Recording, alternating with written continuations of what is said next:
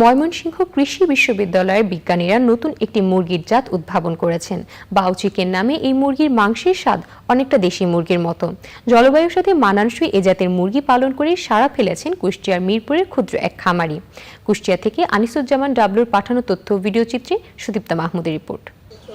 ময়মনসিংহ কৃষি বিশ্ববিদ্যালয়ের উদ্ভাবন করা নতুন জাতের মুরগির নামকরণ হয়েছে বিশ্ববিদ্যালয়ের নামে। বাউ চিকেন বাংলাদেশি গবেষকদের উদ্ভাবন করা প্রথম উন্নত মুরগির একটি জাত। দেশি মুরগির স্বাদ পাওয়া যায় এই মুরগির মাংসে।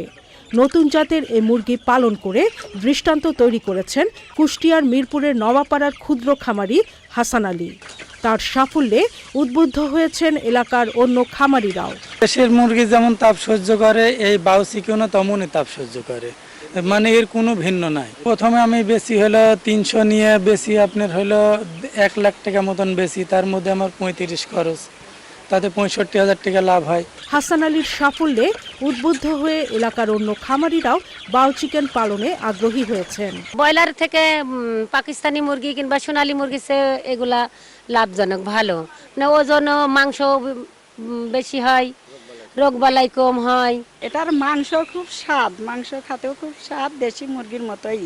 দেশি মুরগির নাকাল চলেও ভালো, মানুষ পছন্দ করে, সব জায়গায় নেয়, এই জন্যই দামও পায় ভালো, উন্নতিও বেশি। পল্লী কর্ম সহায়ক ফাউন্ডেশনের উদ্যোগে খামারিদের প্রশিক্ষণ ও উপকরণ সহায়তা দিচ্ছে একটি স্বেচ্ছাসেবী সংস্থা।